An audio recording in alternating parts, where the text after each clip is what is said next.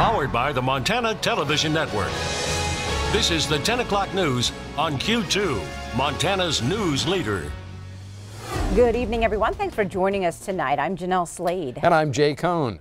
A suspect with alleged ties to ISIS now in custody in Bozeman. Now, that suspect also made a stop in Billings before federal authorities arrested him Wednesday. 21-year-old Fabjan Alamedi appeared in court in Missoula today. He was traveling to Montana by bus from New York while being watched by federal authorities. Court documents state Alamedi stopped in Billings where he purchased an air pistol, then traveled to Bozeman where he bought another air gun. Eventually, he was taken into custody at a Bozeman shooting range where he was arrested by the FBI for possessing a firearm while using a controlled substance, in this case, marijuana.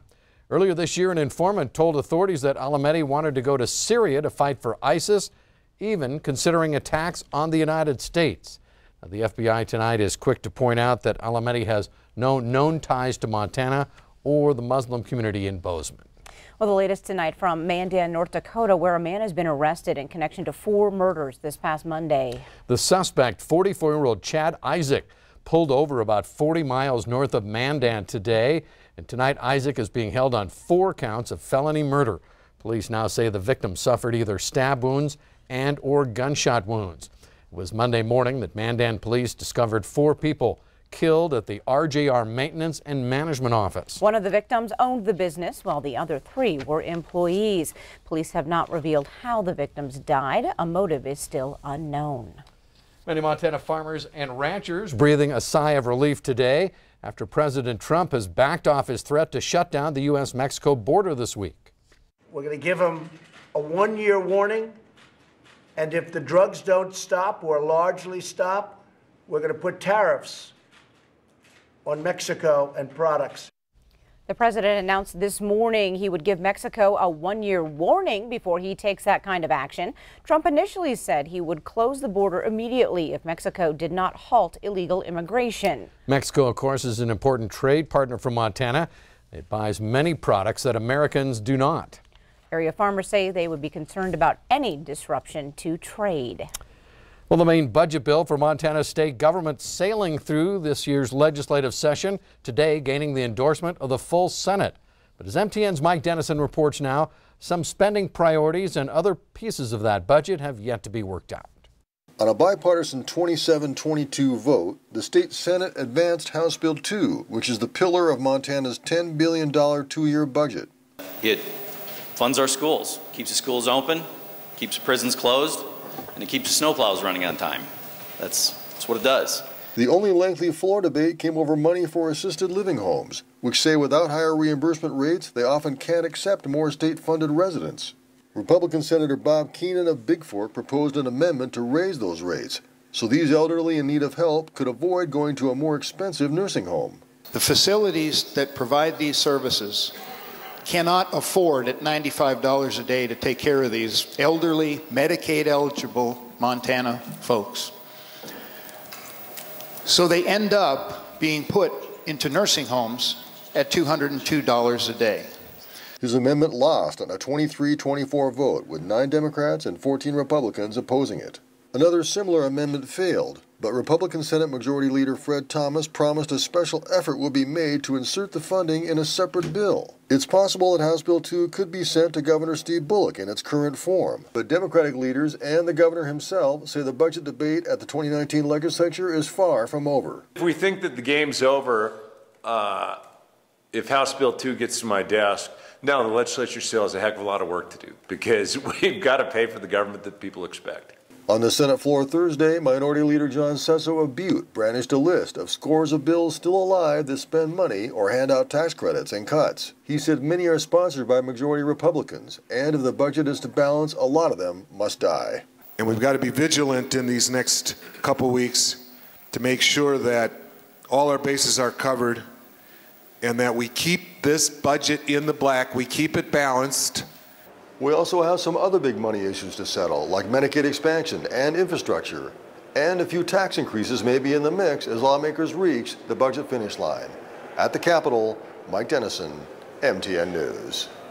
And Mike also tells us tomorrow looks like a busy day as well at the Capitol when Senate committees are scheduled to take up both the Medicaid expansion, and the infrastructure bills. Not one, but two injury accidents today involving vehicles and cyclists on Billings streets. Now, those crashes have local authorities reminding motorists to share the road. Billings police responded just before noon today to the first accident on King Avenue West and Feather Place. That's near Golden Meadows Mobile Home Park. Billings police say the bicyclist was heading in the wrong direction against the flow of traffic when hit by the car. The male bicyclist was awake and breathing but suffered serious injuries and was taken to the hospital by ambulance. The driver of the car was not injured. And another person rushed to the hospital late this afternoon after a motorcycle collided with a vehicle at the intersection of Yellowstone River Road and Bitterroot Drive. Police say a man in his 30s was heading west, exiting Cherry Creek, but ignored traffic signals and struck an SUV heading east on Yellowstone River Road. Speed is believed to be a factor in this crash. Police say fortunately the man's injuries are non-life-threatening. Billings police say they see accidents like these almost every year at this time when more and more cyclists are sharing the roads. Q2's David Jay talked with law enforcement and biking enthusiasts to bring us some timely reminders. David. Well, Jeanelle and Jay, police say in these types of crashes, often drivers did not see the bike rider. Visibility and predictability can keep bicyclists safe. Bicyclists can wear more visible clothing that is bright and reflective and use lights at night. Earbuds make hearing traffic difficult, and hoodies don't allow bikers to see everything. And police say a helmet can save a life. Hand signals during turns can also help, and they say that the bikers and the drivers share the responsibility for the safety. Light up, be predictable, communicate with traffic. Don't go at the highest peak times of traffic. Don't bike where it's really high traffic. Don't bike on Grand. Having to meander through neighborhoods isn't always the easiest thing, but it's also the safest thing. If the motorist would simply give them a little bit more room, recognize that they can't get out of the way as fast, they don't stop as fast, and so they need to basically give them a little bit more of a break. Officer Keatley says at this time of year, watch out for more pedestrians and motorcyclists, and soon for children when the school year ends. Jay, Jeanelle? All right, thank you, David.